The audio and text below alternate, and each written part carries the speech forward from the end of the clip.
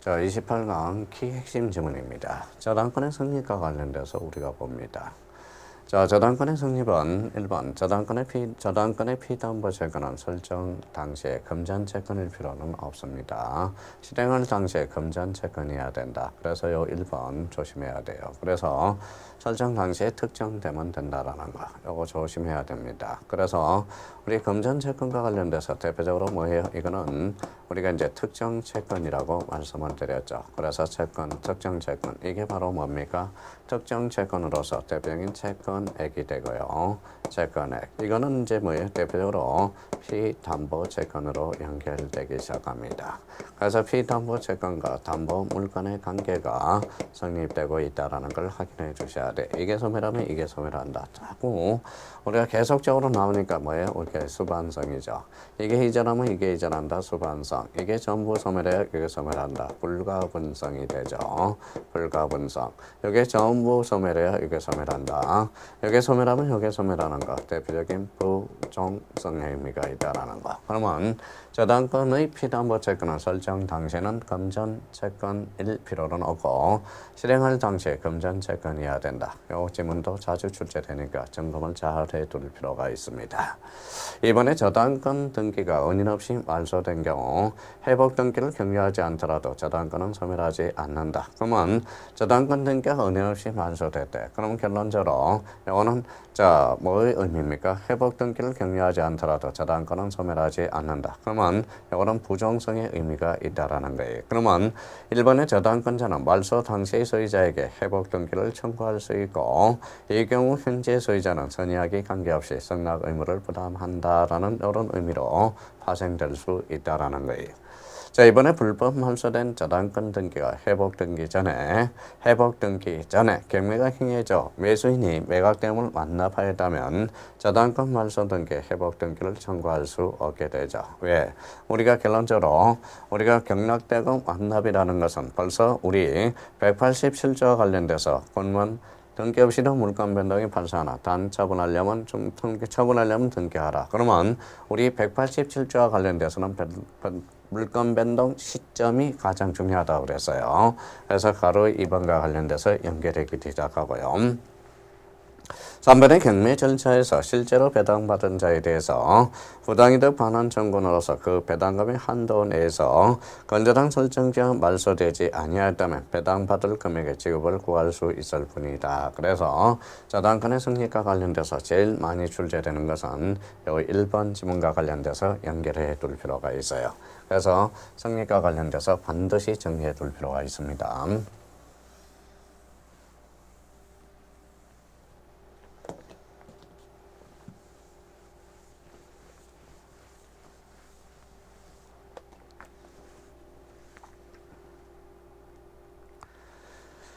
자, 세 번째와 관련돼서 우리 한번 보죠. 3번 질문. 건저당 이전에 부기등기가 격려된 경우 피담보 채무의 소멸을 언유로 한 건저당 설정 등기 말소 청구의 상대방은 양도인이 아니라 양수인이다. 이거와 관련돼서 우리 한번 우리 저당권 이전 등기 앞에 것만 우리가 바뀔 뿐이지 한번 우리가 봅시다. 답이 있습니다. 답이 뭐예요? 저당권자라고 한번 저당권 설정자라고 한번 생각해 주시고 갑이 얼과 관련돼서 저당권자가 되어 있습니다. 저당권자가 되죠. 저당권자. 자, 그럼 건물이 여기 있다고 생각하고 1억에 대해서 저당권 설정. 일단 건이라는 의미를 빼줘도 뭐 큰 문제가 될 거 없어요. 자, 건. 자, 저당권 이전에 부기등기가 격려된 경우 피담보 채무의 소멸을 언유로 한 건저당 설정 등기 말소 청구의 상대방은 여기 한번 보죠. 건 뺐습니다. 그러면 결론적으로 월하고 병의 관계를 우리가 한번 보시죠. 여기 이제 뭐예요? 요 저당 1억에 대해서는 저당권 설정 등기, 건저당 설정 등기라고 생각해도 되고요. 그러면 월과 병의 관계에서 건저당 이전 등기가 되는 거네. 건저당 이전 등기. 그러면 요 건저당 이전 등기는 부기 등기죠. 그러면 부기 등기의 의미가 나타나게 되고요. 요 그러면 저당권자, 건저당권자라고 생각하면 됩니다. 요거는 자, 요 사람의 관계를 한번 보죠. 그래서 그 사람은 바로 저당권 양수인이 되죠. 저당권 양수인. 저 사람은 저당권 양도인이 됩니다. 양도인. 여기 앞에 이제 근이라는 의미를 써줘도 상관은 없으니까. 그러니까 이제 한번 보죠. 자, 건저당 이전 등기, 이전 등기, 부기 등기가 경쟁된 경우 피담보 채권의 소멸로 언유로 하는 건저당 설정 등기 말소 청구의 상대방. 그러면 결론적으로 자, 그렇다면 여기에서 이제 말소 청구를 했어요. 그러면 이제 말소 청구를 하게 되면 요 갑이 뭡니까? 갑이 뭐가 돼요?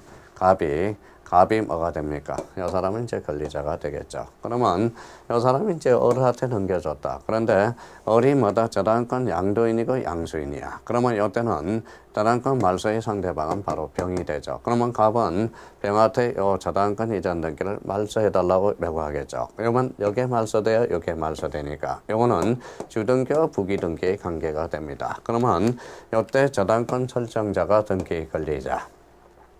자, 병은 저당권 설정자죠. 저당권 양수인이 되네요. 저당권 양수인이 뭐라는 거예요? 등기 의무자가 된다는 거예요. 그러면 결론적으로 여기에다 이제 건저당 건자만 붙여요. 그러면 건저당 설정자가 등기 권리자. 자, 건저당 양수인이 등기 의무자가 돼서 공동으로 신청하게 되죠. 그래서 여기 한번 봅시다. 그래서 양도인이 아니라 양수인이다라는 거네. 그러면 양도인은 요 사례에서 본다면 뭡니까? 누가 됩니까? 바로 을이 되고 요 양수인은 뭐가 돼요? 병가의 관계가 형성되죠. 그래서 요 3번 지문도 건자만 보면 돼요. 저당권 이전에 부기등기가 격려된 경우 피담보 채권의 소멸로 언유로 하는 저당권 설정 등기 말소 청구의 상대방은 양도인이 아니라 양수인이 됩니다. 그래서 이 3번 지문도 자주 출제되는 우리 단골 매니의 지문이 됩니다. 핵심 지문이 되죠. 4번은 피담보 채권의 소멸 후 소멸입니다.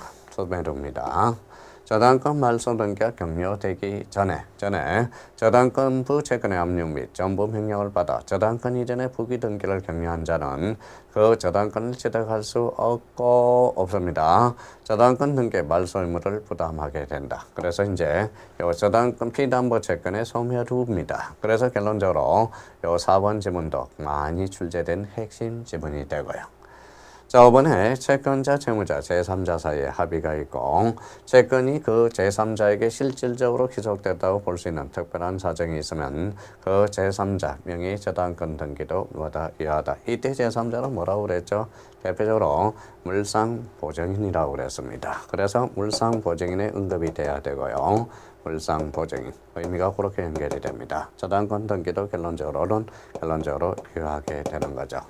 자, 저당권의 성립과 관련돼서 대표적으로 이 3번님은 자주 출제되고요. 다시 한번 생각해 둘 필요가 있고 이 5번도 핵심 지문으로서 자주 출제되고 있다는 거. 그래서 각각 을의 관계에서 이 저당권 설정자, 저당권자의 관계 그걸 한번 따져둘 필요가 있다는 거. 그래서 우리 저당권 성립에 대해서는 이제 두 가지 측면에서 꼭 기억해 주세요. 저당권은 점유액서, 준점유의 대상이 되며 부동산 일부에는 설정할 수 없다. 이 정도는 꼭 한번 기억해 달라는 거.